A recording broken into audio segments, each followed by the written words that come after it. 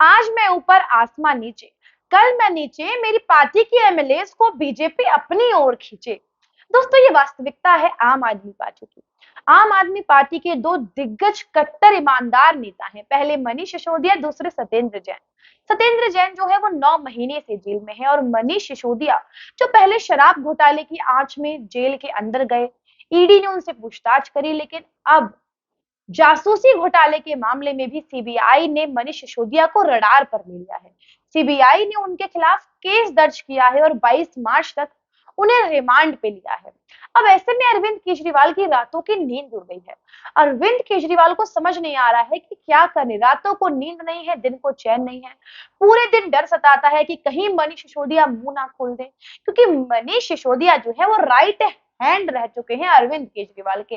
तो अपने भाई के, अपने दोस्त के, अपने बेस्ट फ्रेंड के सारे राज उन्हें पता है। तो अरविंद केजरीवाल को कहीं ना कहीं ये डर सता रहा है कि कहीं अगला नंबर उनका तो नहीं है। तो ऐसे में सबसे बड़ी दो चुनौतियां अरविंद केजरीवाल जी के सामने हैं जिनसे उन्हें निपटना है। अब कौन सी है वो दो चुनौतियां जिनसे अरविंद केजरीवाल इतना डर रहे हैं, जो अरविंद केजरीवाल के आगे बहुत बड़ी होती दिखाई दे रही है। अरविंद केजरीवाल के पास कोई रास्ता नहीं है।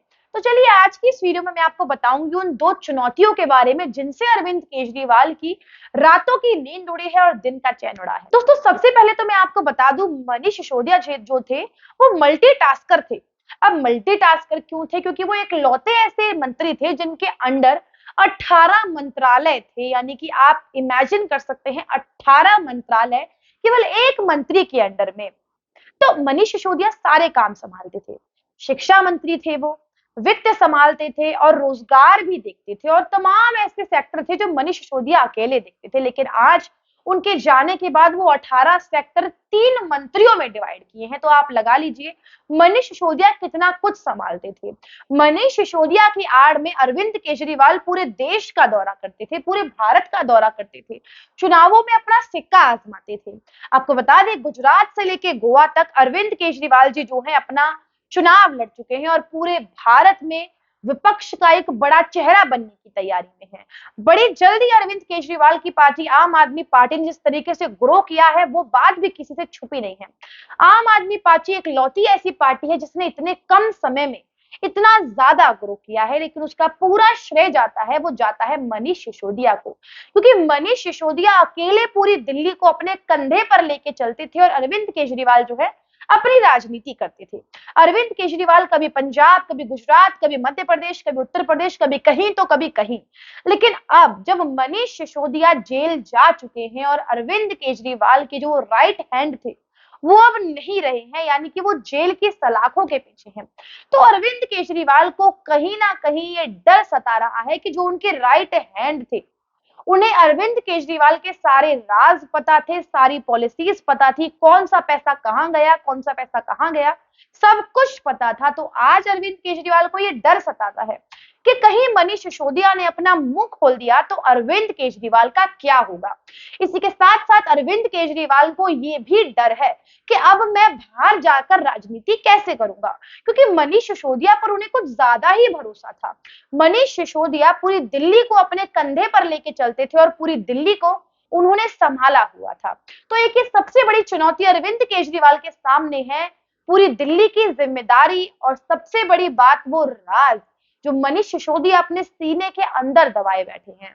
और दूसरी सबसे बड़ी चुनौती जो है अरविंद केजरीवाल के सामने वो है पार्टी में एकता बनाए रखना। दोस्तों एकता की बात करें तो आम आदमी पार्टी बेहद अच्छा कार्य करती है, लेकिन गुजरात चुनाव में हम सभी ने देखा किस तरीके से एक बड़े पैमाने पर पार्टी के विधायक थे वो बीजेपी में शामिल हो गए।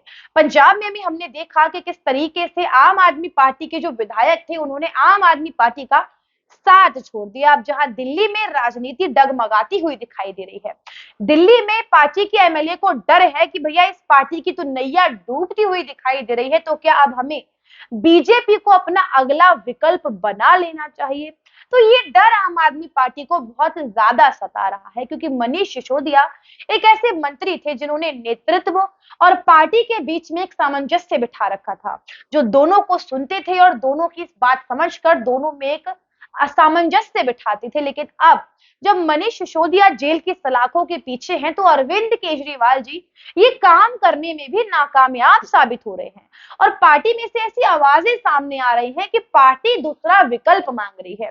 पार्टी को कहीं ना कहीं डर है अपने फ्यूचर का, अपने आने वाले कल का। उन्हें डर सता रहा है कि आम आदमी पार्टी का क्या होगा। क्या आम आदमी पार्टी के अरविंद केजरीवाल भी जेल चले जाएंगे?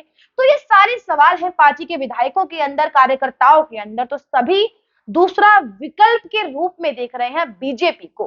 तो ऐसे में ये दो बड़ी चुनौतियां हैं। पहली, सारा काम संभालने की और अपने राज को राज बनाए रखने की, और दूसरी चुनौती है पार्टी में सामंजस्य बनाने की।